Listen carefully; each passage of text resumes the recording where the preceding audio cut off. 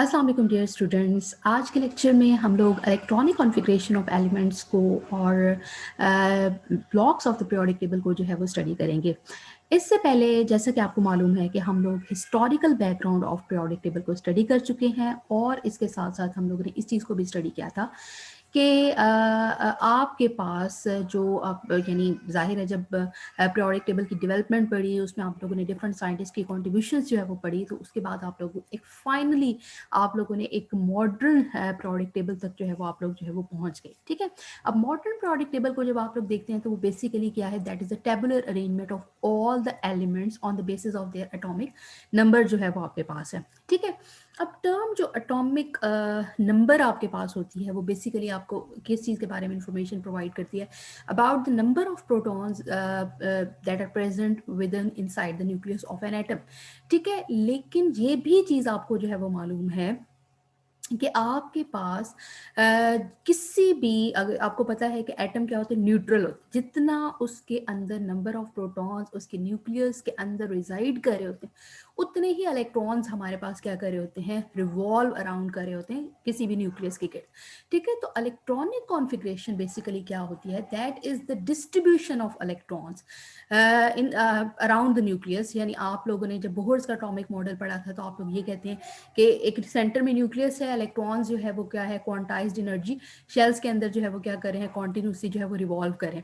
ठीक है, उसके बाद आप लोगों ने देखा था कि कोई भी जो शेल, आपने पढ़ा था कि किसी भी न्यूक्लियस की सराउंडिंग में के शेल भी होता है, एल शेल भी होता है, एम शेल भी होता है, एन शेल भी आपके पास जो है वो प्रेजेंट होता है। फिर आप लोगों ने, अगर आपको क्वांटम नंबर का कॉन्सेप्ट याद है तो उसमें आप लोगों ने एजीम्यूथल क्वांटम नंबर पढ़ा था, जिसमें आप लोगों ने कहा था कि ये जो शेल्स होते हैं ये खुद को स्प्लिट डाउन कर देते हैं इनटू द सब शेल्स और ऑर्बिटल्स के अंदर आपके पास जो है वो कर देते हैं। ठीक है,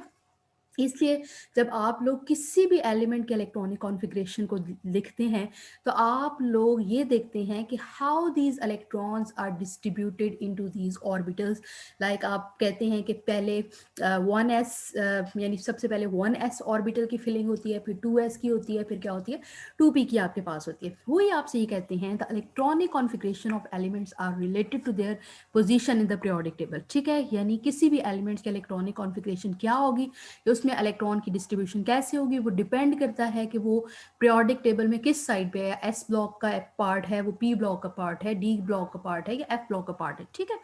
वो ये कहते हैं the periodic table is structured so that the elements with the same pattern of outer shell valence electronic configuration are arranged in column. वो ये कहते हैं कि हमारा जो पीरियोडिक टेबल है वो इस तरह स्ट्रक्चर्ड आपके पास है कि हमारे पास जो ऐसे एलिमेंट जिनके वैलेंस शेल की इलेक्ट्रॉनिक कॉन्फ़िगरेशन सेम होती है, they are the part of the same column. जैसा कि अगर मैं अल्कली मेटल्स की बात करूं, लेट्स सपोज आप देख सकते हैं अल्कली मेटल्स हैं, लिथियम है, सोडियम है, पोटाशियम है, रुबिडियम है, सीजियम है, जो है फ्रॉन्शियम है। आप इन सबको देखें तो इनको आपको ये नजर आएगा कि इनके अंदर, इन सब के अगर आप लोग वैलेंस शेल के इलेक्ट्रॉनिक कॉन्फ़िगरेशन देखते हैं तो आप देखते हैं कि इन सब के आउटर मोस्ट वैलेंस शेल के अंदर एक इलेक्ट्रॉन जो है वो क्या होता है, प्रेजेंट जो है वो आपके पास होता है। ठीक है, वही आपसे कहते हैं let's suppose the group 2 elements all have NS2 outer electronic configuration, यानी वो किसी भी पीरियड का पार्ट हो, वो किसी भी मतलब वो टॉप पे हो, बॉटम पे हो, मिडल में हो, अगर वो किसी एक पर्टिकुलर ग्रुप से बिलोंग करते हैं तो उन सब की जो है, अगर ग्रुप 2 के कोई भी एलिमेंट है, चाहे वो बेरिलियम है, चाहे वो मैग्नीशियम है, कैल्शियम है, उन सब के अंदर आउटर मोस्ट के अंदर कितने इलेक्ट्रॉन्स होते हैं, 2 आपके पास है। इसी तरह ग्रुप 3 की बात करें, अब बोरॉन है, एल्यूमिनियम है, गैलियम है, इंडियम है, थेलियम है। अब चाहे वो पीरियड नंबर 2 से बिलोंग करते हों, 3 से, 4 से, 5 से, 6 से, जिससे भी बिलोंग करते हैं, उनके आउटर मोस्ट शेल की या वैलेंस शेल की जो इलेक्ट्रॉनिक कॉन्फ़िगरेशन है वो क्या होगी, NS2Np1 ही आपके पास जो है वो होती है। ठीक है, तो इस चीज़ को आपने अपने माइंड में जो है वो आपके पास जो है वो रखना है। ठीक है, उसके बाद वो ये कहती हैं कि हमारे पास, आपको ये तो पता है कि किसी भी न्यूक्लियस की सराउंडिंग में आपके पास क्या चीज़ प्रेजेंट है, शेल्स जो है वो आपके पास प्रेजेंट है। ठीक है, अब हर जो शेल होता है वो फर्दर कंसिस्ट कर रहा होता है सब शेल्स के ऊपर, जैसा कि नीचे मैंने मेंशन किया हुआ है कि जो शेल होता है उसको आप लोग मतलब जो शेल होता है वो उसको, या आप लोग जो टर्म इस्तेमाल करते हैं वो क्या करते हैं, प्रिंसिपल क्वांटम नंबर, वो 1 भी हो सकता है, वो 2 भी हो सकता है, 3 भी और 4 भी आपके पास हो सकता है, राइट। अब वो ये कहते हैं शेल के भी हो सकता है, एल भी हो सकता है, एम भी हो सकता है और एन भी आपके पास हो सकता है, ठीक है। अब जो के शेल है वो सिर्फ कंसिस्ट कर रहा होता है एस सब शेल के ऊपर, ठीक है। उसके बाद जो आपके पास एल आपके पास शेल होता है वो फर्दर कंसिस्ट कर रहा होता है एक एस और तीन पी जो है वो के ऊपर आपके पास जो है वो कंसिस्ट कर रहा होता है। आपको पता है पी एक्स होता है, पी वाई होता है और पी जी होता है। ये चीज़ आप लोग जो है वो ऑलरेडी क्वांटम नंबर में जो है वो पढ़ चुके हैं। इसी तरह जो आपका एम यानी टोटल उसमें, यानी इसका मतलब ये है कि जो आपका एल शेल है उसके अंदर कितने सब शेल होंगे, चार आपके पास होंगे, एक एस और कितने पी, तीन आपके पास जो है वो पी आपके पास होंगे, ठीक है। इसी तरह अगर आपके पास एम जो है वो आपके पास जो है वो शेल होगा तो वो कंसिस्ट कर रहा होता है एक एस के ऊपर, तीन पी के ऊपर और पांच डी ऑर्बिटल्स के ऊपर कंसिस्ट कर रहा होता है। 5 + 3 8 + 1 इज इक्वल टू 9 सब शेल्स जो है वो उसके अंदर जो है वो 9 और टोटल नंबर ऑफ ऑर्बिटल्स उसके अंदर क्या होते हैं, प्रेजेंट जो है वो आपके पास होते हैं, ठीक है। उसके बाद वो ये कहते हैं कि जो आपके पास जो है वो एन आपके पास शेल होता है वो फर्दर उसमें कितने टोटल नंबर ऑफ ऑर्बिटल्स होते हैं, उसमें एक एस, तीन पी, पांच डी और सेवन जो है वो आपके पास क्या होते हैं, एफ ऑर्बिटल्स जो है वो आपके पास प्रेजेंट जो है वो आपके पास होते हैं। जिस तरह तो ये चीज़ आप उनको टोटल कर लें, 7 + 5 12 जमा 3 आपके पास क्या होता है 15 जमा 1 आपके पास क्या होता है 16 आपके पास है। तो इस चीज़ को हम लोगों ने जो है वो डिस्कस कर लिया, ठीक है। उसके बाद वो ये कहते हैं कि हर ऑर्बिटल के अंदर, ठीक है, कितने इलेक्ट्रॉन्स मैक्सिमम आ सकते हैं, दो, यानी एस के अंदर भी दो आ सकते हैं, पी एक्स में भी दो आ सकते हैं, पी वाई में भी दो आ सकते हैं, पी जी के अंदर भी आपके पास क्या हो सकते हैं, दो आपके पास जो है वो आ सकते हैं, ठीक है। तो वो ये कहते हैं कि आप लोग हर शेल के अंदर कितने इलेक्ट्रॉन हो सकते हैं उसको लिए हम लोग 2n2 का फॉर्मूला जो है वो पेस्ट करते हैं। आप यहाँ से n की कोई भी वैल्यू को उठा के लिखें, उसका जो है वो आप लोग जो है वो स्क्वायर जो है वो आपके पास लें और उसको 2 से मल्टीप्लाई कर दें, तो आप लोगों को ये पता चलता है कि आप लोग कहते हैं कि जो के शेल है उसमें मैक्सिमम दो, एल शेल के अंदर मैक्सिमम कितने हैं आपके पास 8 इलेक्ट्रॉन आ सकते हैं। उसके बाद आपके पास एम में कितने आ सकते हैं, 18 आ सकते हैं और एन में आपके पास क्या है, क्योंकि 16 ऑर्बिटल्स हैं और हर ऑर्बिटल्स में दो इलेक्ट्रॉन आ सकते हैं। आप बेशक सिंपल 16 को 2 से मल्टीप्लाई कर लें, 9 को 2 से मल्टीप्लाई कर लें, 4 को कर लें या 1 को 2 से मल्टीप्लाई कर दें, इस तरह भी आप लोग इस चीज़ को क्या कर सकते हैं, फाइंड आउट जो है वो आपके पास जो है वो कह सकते हैं, ठीक है। उसके बाद वो ये कहते हैं कि अगर आप लोग फर्स्ट रो को देखें, यानी फर्स्ट रो का मतलब ये है कि अगर हम लोग किसकी बात करें, पीरियड की जो है वो बात जो है वो करें, जी, तो अगर हम लोग फर्स्ट रो को देखें यानी फर्स्ट पीरियड को देखें, उसके अंदर आपको पता है कितने एलिमेंट्स होते हैं, 2 एलिमेंट्स आपके पास होते हैं। इसी तरह अगर आप लोग सेकंड और थर्ड पीरियड की बात करते हैं तो उसमें आपको पता है कि आपके पास जो पीरियड नंबर 2 है या पीरियड नंबर 3 है उसके अंदर कितने आपके पास एलिमेंट्स होते हैं, आपके पास 8 एलिमेंट्स होते हैं। इसी तरह आप लोग जो है अगर हम लोग फोर्थ पीरियड की बात कर लें, फिफ्थ पीरियड की बात कर लें तो इसमें कितने एलिमेंट्स होते हैं, 18 एलिमेंट्स जो है वो प्रेजेंट होते हैं। इसी तरह अगर आप लोग 6 पीरियड की या 6 हॉरिजेंटल रो की बात करें तो वो ये कहते हैं कि इसमें आपके पास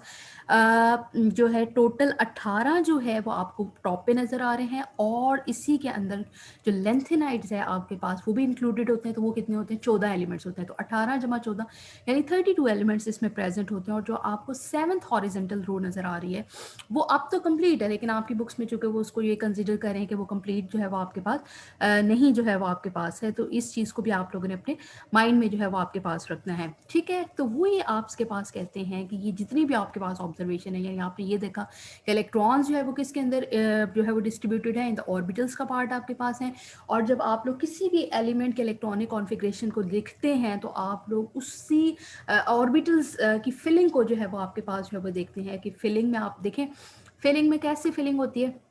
पहले लोअर एनर्जी ऑर्बिटल्स की फिलिंग होती है, फिर हायर एनर्जी ऑर्बिटल्स की फिलिंग होती है। ये ऐसे ही है जैसे आप किसी ग्लास को फिल करने लगते हैं पानी से, तो पहले वो बॉटम से फिल होता है फिर वो टॉप तक जो है वो जाता है, ठीक है। अब इस चीज़ को आपने जो है वो अपने माइंड में जो है वो रखना है कि जिस तरह 1 एस आपके पास है, 2s में फिर इलेक्ट्रॉन जाते हैं, फिर 2p में जो है वो आपके पास जो है वो इलेक्ट्रॉन जो है वो आपके पास जाते हैं। तो इस चीज़ का जो है वो आप लोगों ने जो है वो ध्यान जो है वो रखना होता है। क्या आप लोगों ने ध्यान जो है वो रखना है कि आपको इस सामने स्क्रीन पे नज़र आ रहा है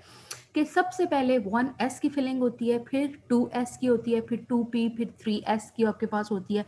3s के बाद फिर 3p की होती है, फिर 4s की होती है। ठीक है, 4s की के बाद 3d की आपके पास जो है वो आपके पास फिलिंग होती है। यानी आपके पास रीज़न क्या है कि जब आप लोगों ने इलेक्ट्रॉन्स को फिल करना होता है, तो अगर आपको फर्स्ट ईयर का चैप्टर याद है जिसमें आप लोगों ने क्वांटम नंबर और इलेक्ट्रॉनिक डिस्ट्रीब्यूशन को स्टडी किया था, तो आप लोगों ने ये पढ़ा था कि आपको ये कहा जाता है कि the electrons are filled in orbitals in increasing order of their energy. अब ये कैलकुलेट करने के लिए कि किस ऑर्बिटल की एनर्जी कम है या ज़्यादा है, तो आप n+1 रूल को जो है वो क्या करते हैं, फॉलो जो है वो आपके पास करते हैं। अगर आप लोग इससे ऊपर वाला टेबल देखें,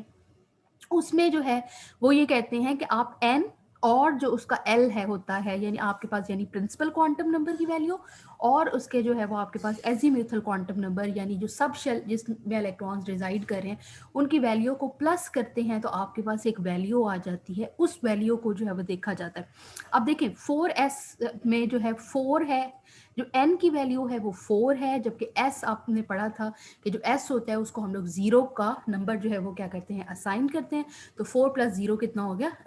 4 ही आपके पास जो है वो आ गया। अब 3d की एनर्जी क्यों ज़्यादा आपके पास होती है, क्यों? क्योंकि जो 3 है वो आपका n है, यानी वो आपका प्रिंसिपल क्वांटम नंबर है, और जो आपका d है, d आपका जो आपका एजीम्यूथल क्वांटम नंबर है। आप कहते हैं कि एस के लिए 0 होता है, पी के लिए क्या होता है 1 आपके पास होता है, और डी के लिए क्या होता है 2 जो है वो होता है। तो 3 + 2 = 5, तो 4 लोअर है as compare to the 5। So that's why जो है वो हम लोग इस तरह जो है वो इसमें इलेक्ट्रॉन्स की क्या करते हैं, फिलिंग जो है वो आपके पास जो है वो करते हैं। तो इस चीज़ को जो है वो आप लोगों ने जो है वो अपने माइंड में रखना है कि कैसे कैसे इलेक्ट्रॉन्स की फिलिंग होती है और किन किन रूल्स के अकॉर्डिंग जो है वो आपके पास होती है। अब अगर आप लोग पीरियोडिक टेबल में देखें तो आप ये देखते हैं कि वो एलिमेंट्स जो ग्रुप 1 से बिलोंग करते हैं उनकी जो वैलेंस शेल की इलेक्ट्रॉनिक कॉन्फ़िगरेशन होती है वो NS1 जो है वो आपके पास होती है। इसी तरह अगर आप लोग ग्रुप अल्कलाइन अर्थ मेटल्स की बात करें, यानी ग्रुप 2 के मेंबर्स की बात करें, तो उसकी कॉन्फ़िगरेशन कितनी होती है, NS2 जो है वो आपके पास जो है वो होती है, और ये आपके पास S ब्लॉक से जो है वो क्या करते हैं, बिलोंग करते हैं। इस चीज़ को अंडरस्टैंड करने के लिए ज़रूरी है कि आप लोग पीरियोडिक टेबल को साथ साथ देखते जाएं। अब ग्रुप 3 के मेंबर्स हैं तो सीरियसली इसमें क्या होगा, NS2 NP1 आपके पास होगा। ग्रुप 4 होगा तो क्या कॉन्फ़िगरेशन होगी वैलेंस शेल की, NS2 NP2 आपके पास है। ग्रुप 5 की कॉन्फ़िगरेशन क्या होगी, NP2 NS2 NP जो है वो आपके पास क्या होगा, 3 जो है वो आपके पास होगा। और इस तरह जो है आप मूव करते जाएं, यानी आपको ये चीज़ पता है कि जो p ब्लॉक एलिमेंट्स हैं मैक्सिमम p ऑर्बिटल में कितने इलेक्ट्रॉन्स आ सकते हैं, 6 आ सकते हैं, 2p x में, 2p y में, 2p z में आ सकते हैं। तो आपके पास जब आप p ब्लॉक में मूव करते हैं तो आपका जो ग्रुप 3 है उसमें p1 होता है, और जब आप मूव करते हुए फर्ज करें मैं अगर ये कहूँ कि बोरॉन है, तो बोरॉन की कॉन्फ़िगरेशन क्या होती है, 1s2 2s2 2p1 आपके पास है। आप मूव करते जाएं हर ऑर्बिटल में, हर जो नेक्स्ट एलिमेंट होगा आप देखेंगे क्योंकि उसके अंदर एक इलेक्ट्रॉन का इजाफा हो गया है p ऑर्बिटल के अंदर, और जब आप नियॉन तक पहुंचते हैं तो आपके पास कॉन्फ़िगरेशन क्या हो जाती है, 1s2 2s2 2p6, यानी आपके पास आपका जो ऑर्बिटल है वो आपके पास क्या हो गई, उसकी कंप्लीशन जो है वो आपके पास हो गई है। तो इस चीज़ को जो है हम लोगों ने जो है वो डिस्कस जो है वो आपके पास कर लिया है। ठीक है, उसके बाद वो ये कहते हैं कि अगर आप लोग पीरियोडिक टेबल को जो है वो देखें तो इसमें अगर हम ब्लॉक्स की बात जो है वो आपके पास करें तो दो मतलब 4 ब्लॉक्स होते हैं। एस ब्लॉक भी होता है, पी ब्लॉक भी होता है, डी ब्लॉक भी होता है, और आपके पास एफ ब्लॉक भी आपके पास है। अल्कली और अल्कलाइन अर्थ मेटल्स आपके पास हैं वो आपके पास एस ब्लॉक से बिलोंग करती हैं, जबकि आपके पास group 3 group 4 group 5 group 6 group 7 और ग्रुप 8 के जो आपके पास एलिमेंट्स हैं वो आपके पास यानी जो हम नॉर्मल पीरियोडिक टेबल इस्तेमाल करते हैं, यानी 3A 4A 5A 6A 7A 8A वाला, तो वो सारे के सारे आपके पास क्या है, रिप्रेजेंटेटिव और मेन ग्रुप आपके पास एलिमेंट्स हैं। उसके बाद वो ये कहते हैं कि अगर आप लोग पीरियोडिक टेबल के बिल्कुल सेंटर में देखें तो आपको 10 there is a block of 10 columns आपको नजर आता है, और वो आपके पास क्या होते हैं, ट्रांजिशन एलिमेंट्स आपके पास है, और उसको हम लोग डी ब्लॉक भी कहते हैं। क्यों? क्योंकि उनमें आप देखें, अगर आप लोग, मैं आपसे ये